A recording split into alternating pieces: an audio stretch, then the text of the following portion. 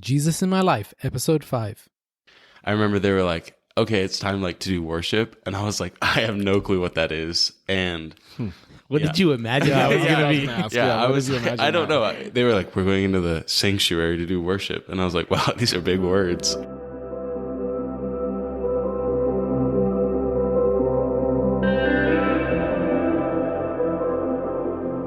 Welcome to Jesus in My Life, a podcast with Rob and Jack, where we interview everyday people like me and you about their extraordinary experiences with our Savior, Jesus Christ. We're really excited this day to be meeting with Lewis, who we've had the privilege of watching really flourish in his relationship with Jesus. And so we brought him on today to kind of share his story. But just a little context, Lewis is a college student at Point Loma. Lewis, tell us a little bit more about yourself. What are you studying? Hey, I'm Lewis. I'm a college student at Point Loma. I'm a finance major, and I also have a youth and family ministry minor. So Very cool. Very cool. That's awesome. So, Lewis, we were talking the other day, and I was asking you, hey, how did you end up at church? Before we get to that, give us a little history on yourself. What was your upbringing like? What did you know about? What was your thoughts on religion and Christianity? Okay, so growing up, my family was kind of went to Catholic church. We were really inconsistent with it. It was definitely a social thing. I had friends. I thought it was fun just to go and hang out. And once I started playing travel baseball and all that, weekends, we never really would go anymore. So we kind of stopped. But still through middle school and elementary school, I would go through First Communion and confirmation classes. So I've done all of that. And then even my freshman and sophomore year of high school, I volunteered back at that confirmation program and just led a small group with my friend. And the whole time it was just really social. I enjoyed the community. Some of my best friends were going. So it was I'll go too. It's good people. So yeah. Okay. What was God in the equation of that for you? It was social. It was just not a lot of thought there. It wasn't a lot of doubt or contemplation on the idea of God. But I was learning the stories in the Bible and things about Jesus. So that aspect was obviously there because it was church, but it was just not the part of it that made me go or the part of it I latched onto. So this is junior high, high school. What changed? How did you end up at a Christian church? Yeah. So at first my friends Cam and Lauren, they invited me to Young Life, which is just a high school social group with a Christian aspect embedded into it. So it's you go there, play games, hang out, eat food, and then at the end there's some kind of devotional or do one worship song or something like that. But it's very social, just to kind of get people to start knowing Jesus maybe a little bit, and then also find that community. But it really started when I went to my friend Nicole's birthday party, and Lainey, her friend, invited me to Living Water Youth Group. And I went the first time just to meet a few people. I went with one of my baseball teammates. I didn't want to go alone, so I went with him too.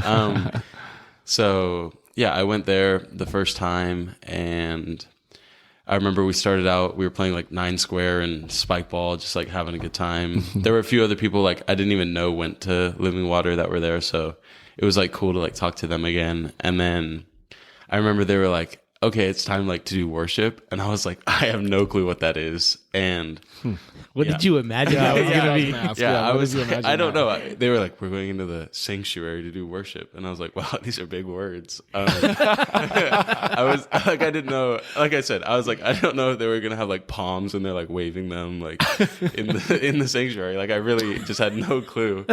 And then we went in and we were singing it's worship through song. So we were just singing. And I remember the song that stuck out to me was King of My Heart, and just You Are Good, over and over again. And that just stayed with me and stayed in my head. And I remember that week I went home and listened to it, and a couple other songs that they did. I think it was Tremble and Stand in Your Love. But obviously they stuck with me. I still remember that.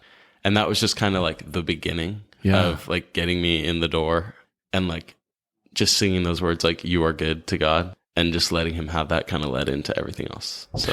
So Lewis, this was obviously a new experience for you then Yeah. in terms of church. And because of your previous experience, there really wasn't that for you, or that didn't connect with you. And then for some reason, this connected with you. Was it specifically the words, or? Yeah, there was a newness to it, right? Okay. And like for me, I guess the music before was all like traditional hymns and like Got it. that kind of thing. So it was never like, honestly, I don't even know the words to most of those hymns, like Right. the like very famous ones, I guess. Yes. But, it was just like simpler and not as like showy. It was just like, Got it. okay, these words, like, I don't have to like think about what they meant like 200 years ago to like understand what I'm saying. It was just like so clear that Wow. like, this is what I'm singing.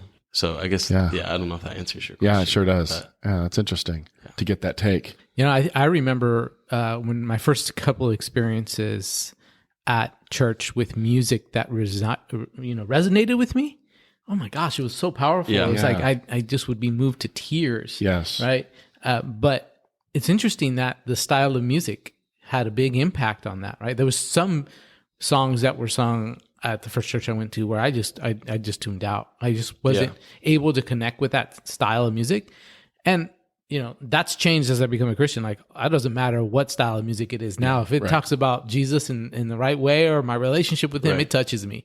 Right. But early on, like sometimes we can get stuck on tradition, and there's multiple ways to worship Jesus. Yeah. And sometimes God can use that to connect with people. Because I think you were mentioning to me that music's a big part of your family culture, right? Yeah, just like as we were growing up, like we always had music on, and it's always been like more than just the music. Like there's something behind it. Right. So like seeing that like unveiled in a way, like has just been so cool. Yeah. But yeah, it was always like there's a deeper something to music. Yeah. So I just love that, because that's just a testimony of how God meets us right where we're at. yeah. Yeah. And so, I mean, it sounds like that was the beginning of something new for you, certainly. So after that experience, and you mentioned that you went home and contemplated a lot of this stuff for that week, what were some other things that maybe you thought maybe God was doing? Maybe not at the time, but what, looking back, what else was God doing? Looking back, it was just one thing was like, why are these people different, and like why are they doing what they're doing? Because Justin was also at that youth group. I had just come back from a baseball game with him, and a baseball setting is very different than a youth group setting, right? And I just see my teammate with his like hands up in worship, and I'm like, what is going on? Like this is so weird. So like that was another thing, just like contemplating like, how can a person, like, he's exactly where I am on the baseball field with my teammates, and then he comes here and like does that. So like, how is that different? How does that work? Like, and deep down there was definitely a longing, like, I want that, and why is it like that? And I'm gonna find out how that is, and I did.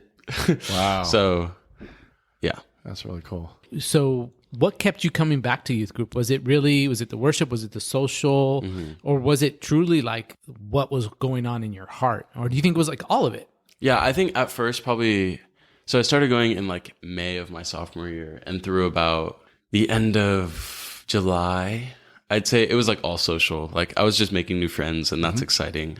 And they were good people. So it's like, that part is so God, just like keeping me drawn into that, and like their love and gentleness, like being so alluring to me, I guess. And then I always laugh about it, but I'm like, at that point, then I started actually listening to the messages. Like at first it was just so social and so fun, but I actually started like listening and taking in what was being taught.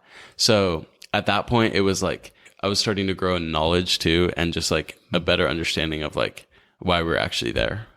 So did you have any more to your question? That No.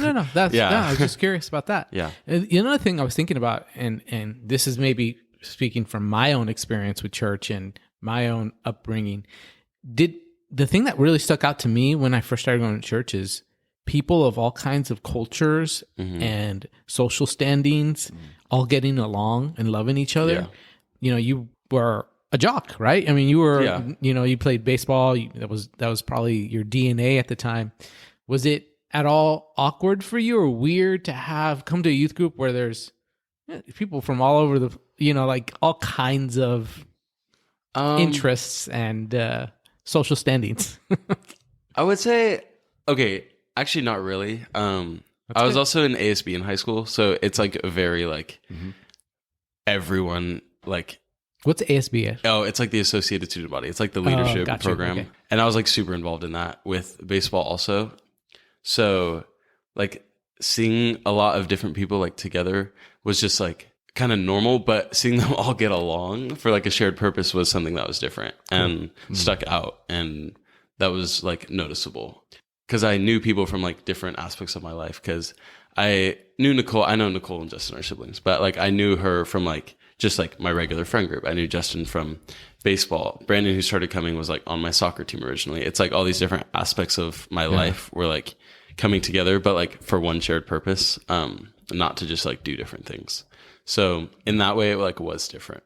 So you were contemplating this whole new experience, and this was new territory for you, really, and it was opening up your mind and heart.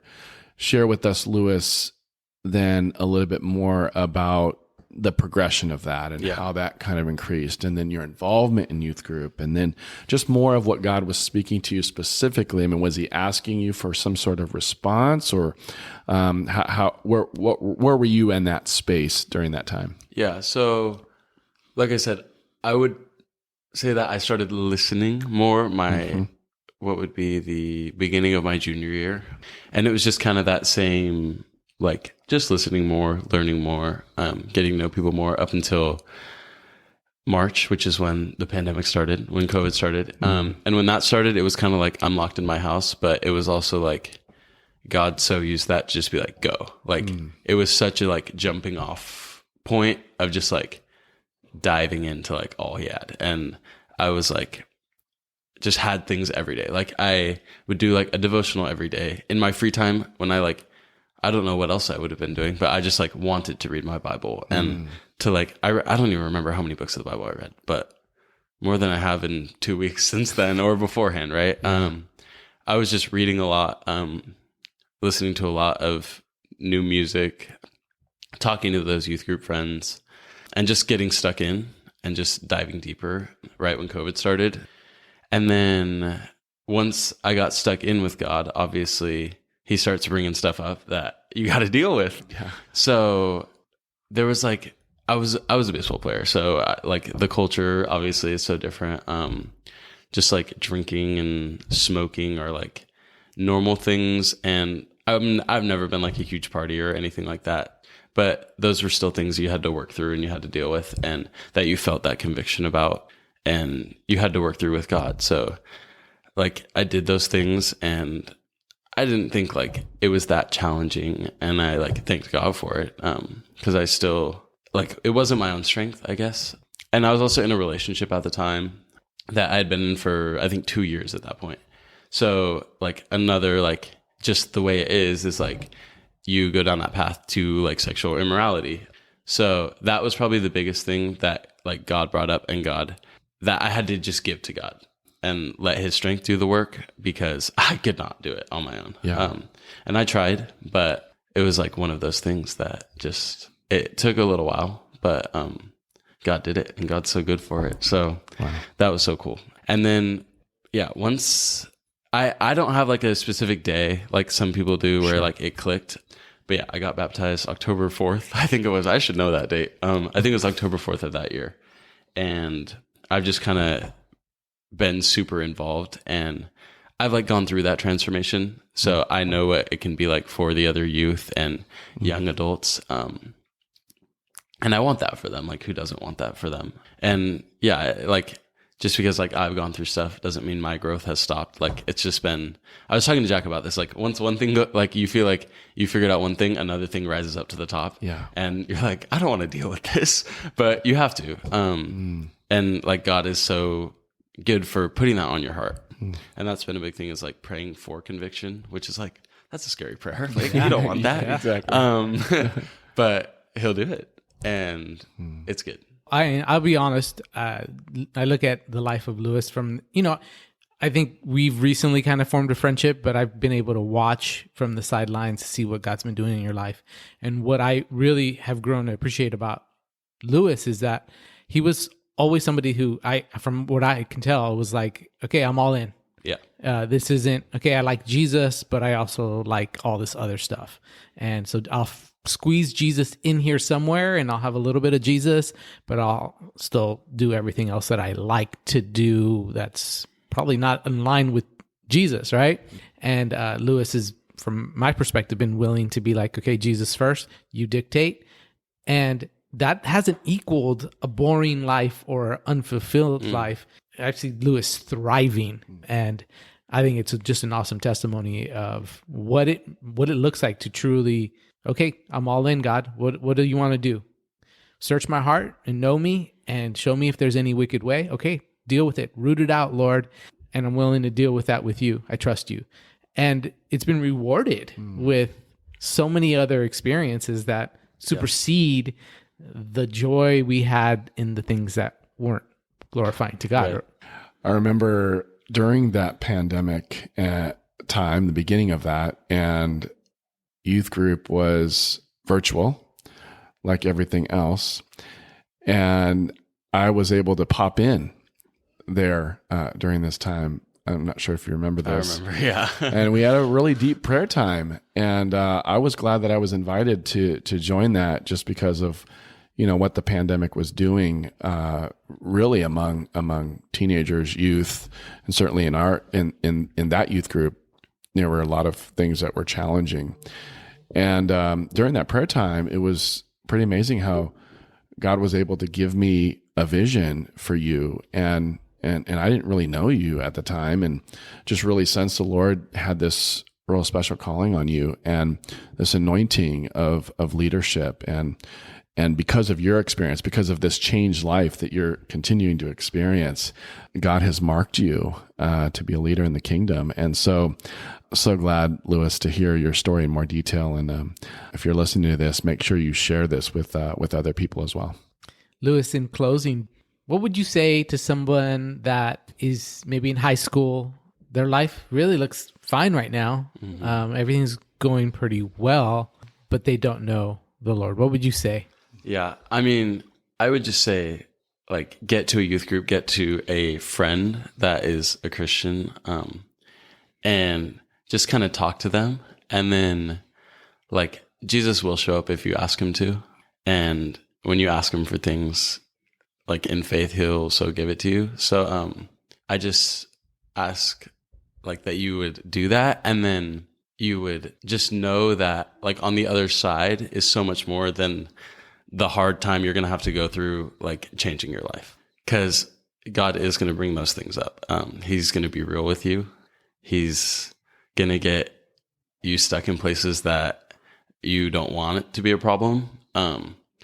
But on the other side of that, it's just so much abundance and so much fullness of life that you didn't even realize you were lacking. So just find someone and get stuck in.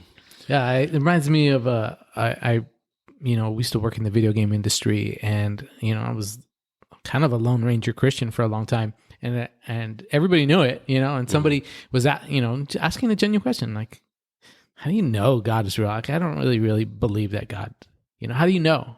And I said, if you are serious about wanting to know God, he will always show up. Yeah. But that means, God is a rewarder of those who diligently seek him. If you have a genuine interest in knowing God, he's going to show up. Yeah. But the truth is, most of the time we're just looking for an excuse not to believe, right? Mm-hmm. So most of the time, the challenges that we present towards God and faith and Christianity stem from a place of, I want to not believe, right? Versus I'm open to being proven wrong. Mm-hmm. And God always shows up 100%. No one's going to be able to stand before God on Judgment Day and say, well, you didn't give me a shot. Well, thanks again, Lewis, for sharing. The foundation of Jesus in My Life podcast is found in the story in Luke chapter 8, where Jesus delivers this man from demons. And Jesus tells him, now go back to your family and tell them everything God has done for you. And I love this part. It says, so this man went all through the town proclaiming the great things Jesus had done for him. That is the purpose of Jesus in My Life podcast. Thank you again, Lewis, for sharing. Again, make sure to share this podcast with your friends and family and social network. God bless.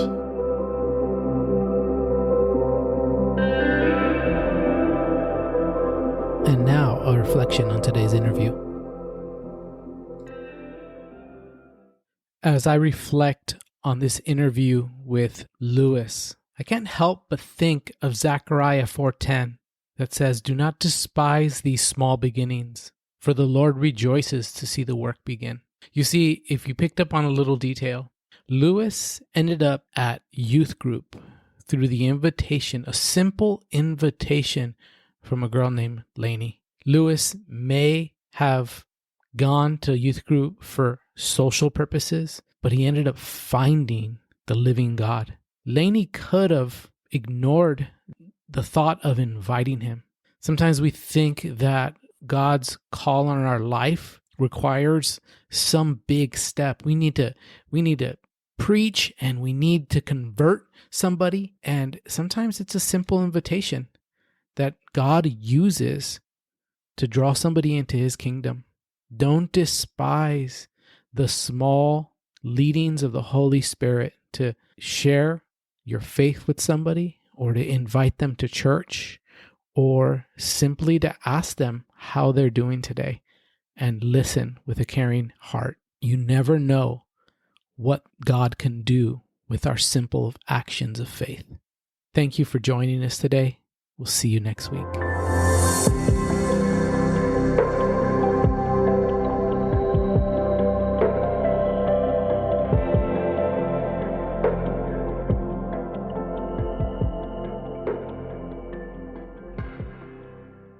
Thank you for listening to Jesus in My Life. New episodes release every Tuesday. Subscribe on your preferred podcasting platform so you don't miss a single episode. If you have enjoyed this podcast, please consider sharing this podcast with a friend or family member. If you would like to help our visibility online, consider rating us and posting a review on Apple Podcast. Have an awesome Jesus in My Life story? Contact us at jesusinmylifepodcast@gmail.com.